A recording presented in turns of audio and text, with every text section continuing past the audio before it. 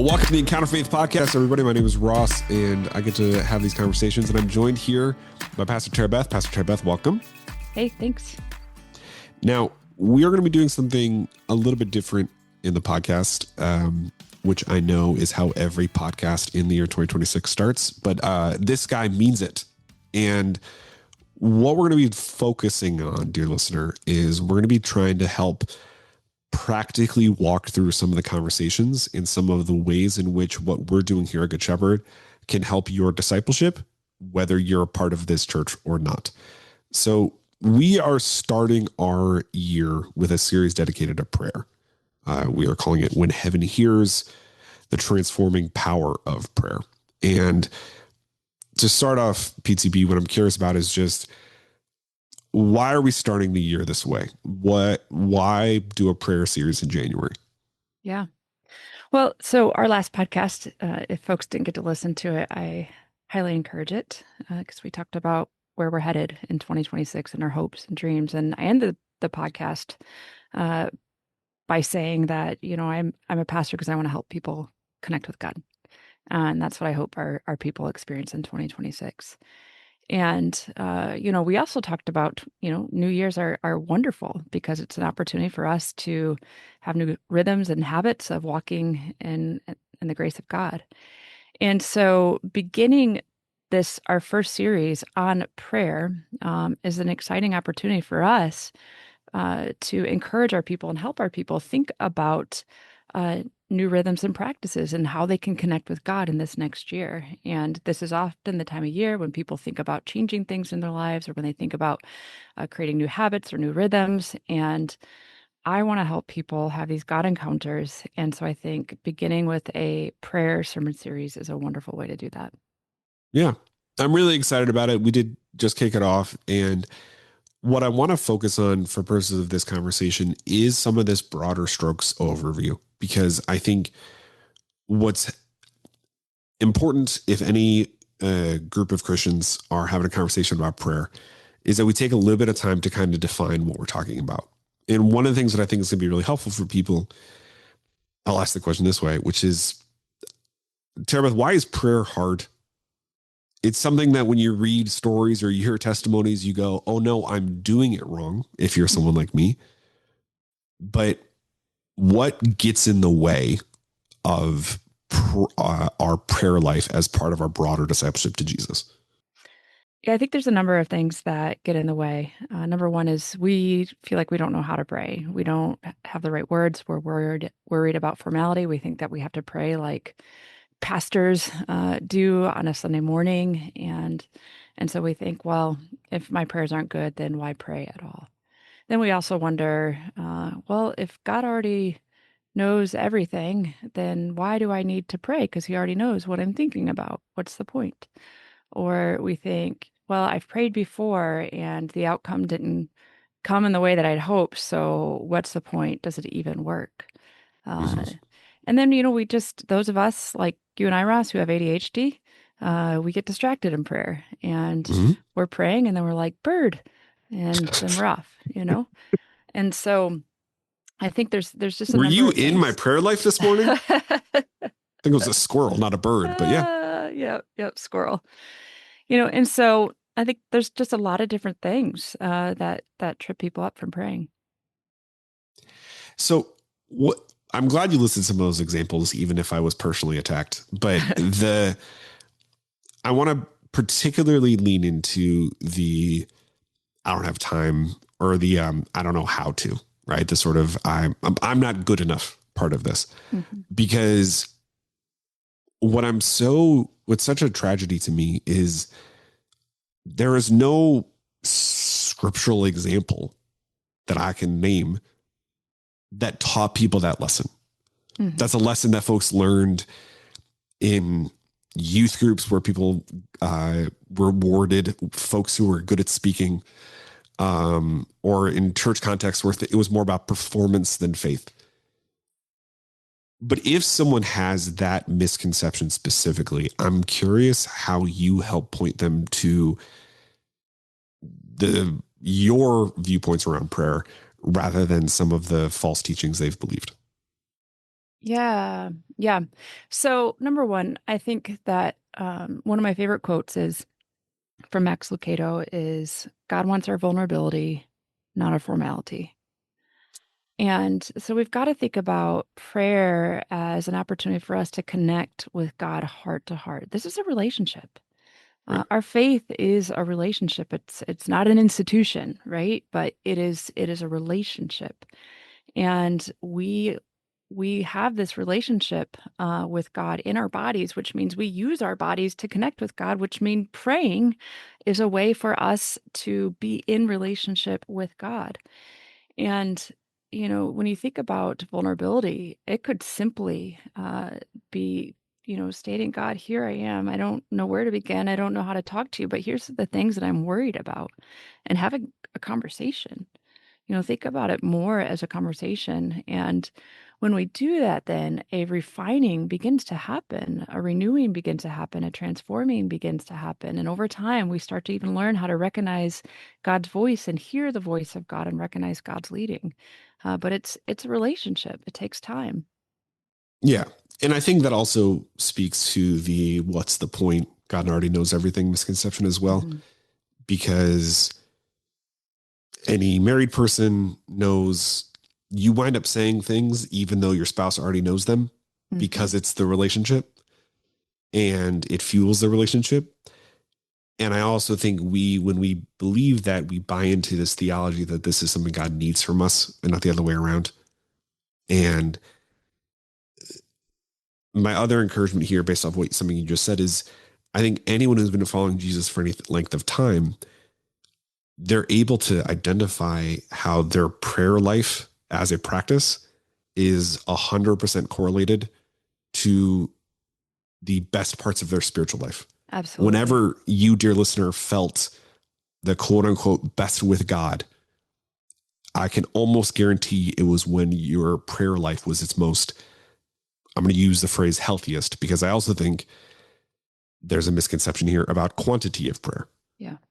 Bible says pray without ceasing. Tara Beth, I got to go pick the kids up from school. How do you balance to use what you talked about on the last episode of the podcast, the fixing our eyes on Jesus part of this Mm-hmm. versus the literal time in prayer? Like, I get another way of asking that is like, what does prayer look like versus some of these other spiritual practices we talk about? Yeah. Yeah. It's again, it's these rhythms, these small practices, and it can be simple as you got to take your kids to school. That's an opportunity for you to just simply acknowledge God in the car and, ask God to guide you as you interact with your kids, because your kids might get in the car and might be a mess. They might be throwing temper tantrums. And so it's a simple, just two-liner prayer. God, give me the grace to be the parent that my kids need right here, right now. It's finding ways to connect with God in all things, to not just compartmentalize God, but finding ways to connect with God in all things. Before going into a stressful meeting, God, I'm really stressed about this meeting. I pray that you would give me the grace and the wisdom to navigate this difficult conversation. It's simple, it's small, and finding ways to just simply acknowledge God in different moments of the day. Yeah. One of the things that I know is very near and dear to your heart is about a culture of prayer. Mhm. One of, I think, a challenge for a context like ours is we walk with a bunch of faithful folks Mhm. who prayerfully walk with Jesus, but it is a little bit, I'll use the phrase quieter, Mhm. and is a little bit more born out of a time where faith was something that you kept to yourself Mhm. more than you talked about. And Mhm. there's whole separate podcasts dedicated to the beauty and some of the drawbacks of that as a broader church movement. Please hear me, dear listener. If I just described your prayer life, I am so grateful for folks like you because it's what's fueled the church. But it creates a tension of how we can help lead folks in prayer when everyone has their kind of own definition of what prayer looks like. Just to ask a very leading question, you brought up earlier, I can't pray like the pastor prays. how do I know that I am in a healthy spot in my prayer life? Because I am not going to pray like you pray. I am not going to rally a room in my prayer. I am not going to uh, be speaking in tongues in my prayer in the context of my own home, most likely. So, can you help folks kind of understand when they know that they're heading in the right direction when it comes to Yeah. this for them and how God made them specifically? Yeah. I think the best way is to look in hindsight, after you've been praying for a few weeks, look back. What was what was different about the last few weeks? What did you notice 2 months into it? Look back. I think that anyone who begins a rhythm of prayer and is able to look back and see, wow, you know what, God did give me wisdom. Or wow, I actually like saw that person as a child of God. I saw things differently. Mm, And you might start to notice just small bits of transformation or small moments of God hearing you or small moments of God answering those prayers. yeah. I thank you for going there because I think it's helpful for people to hear that kind of practicality because I want to make sure that we're avoiding some of the pitfalls in conversations like Hmm. this. Hmm. The other thing that I think is important in this kind of overview posture is that we talk about, and you mentioned this, I prayed before and the outcome didn't match what I thought was going to happen. I want to spend a little bit of time on this because I think, I guess to start, there's a couple of misconceptions about prayer baked into there. When I pray and then the outcome isn't what I expected to happen, what what does scripture say about moments like that? Yeah, I think if we think that's what prayer is, we're missing the point of prayer altogether. And because prayer is not about God being a vending machine for us to be able to push the buttons to get what we want. It's not that we don't bring what we want to God, but it's about the miracle of what God does in and through us as we are praying. God is aligning us to God's will. God is aligning us to God's heart on the matter. One of the clearest examples I can think of with this is when Jesus tells us to pray for our enemies. He tells us to do that because it's for our own good. So Mm-hmm. that way we don't dwell in bitterness and anger and unforgiveness, but that we can be free. And so in praying for our enemies, God is shaving away those toxic things that are gripping our hearts so that we can be free. So the miracle in prayer is what God does in and through us. Yeah. I think it's really helpful just to spell it out plainly for folks because I think, like you said, a vending machine to be wrapped up in I did this and this didn't happen Hmm. is to fall into a trap that can really rob you, dear listener, of ever trying again Hmm. and missing what God maybe did in that circumstance, even if it wasn't what you thought was going to happen. And the other sort of qualification I want to offer is there's also real um, life altering moments that are wrapped up in prayer. Hmm. There are folks who prayed for illnesses to be lifted and for healing to be brought that didn't happen. And I think what I would ask you to speak to is the ways in which too many people listening were met with stilted theology. So if I was in a moment like that, praying over something and it didn't happen the way that I thought it would, I don't think you would say it's because I didn't pray enough or Hmm. because I didn't have enough faith.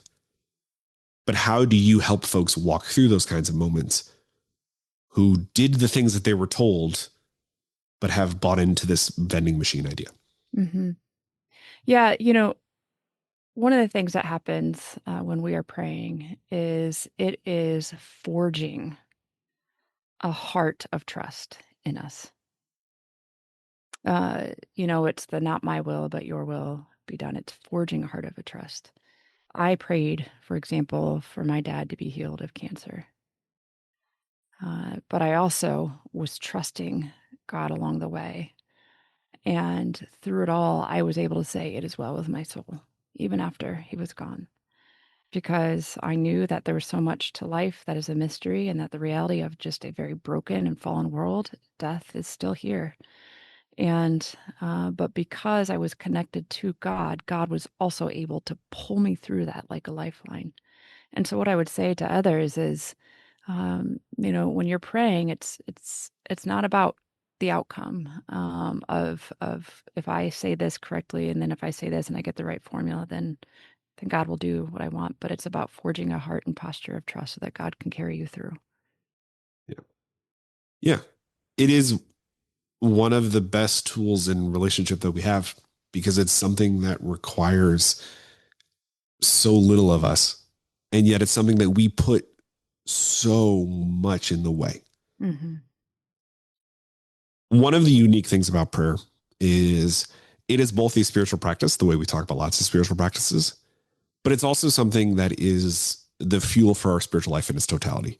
Prayer and reading scripture are different than a devotional or a other sort of tool that we can use, or dare I say, a podcast about encountering faith. Where that brings me to is when you do some of that looking back at the various ways that prayer has fueled your own relationship with Jesus, what are some of the practical things that you can point folks to, whether it's practices that you've done, resources that exist, quotes that have gotten you through, that help keep that prayer life as a central part of your identity as a daughter of Christ, rather than here's just another thing I'm supposed to do because somebody on a podcast said it was a good idea? Yeah, my response probably won't be surprising to you, but the most important thing for me is praying first thing in the morning.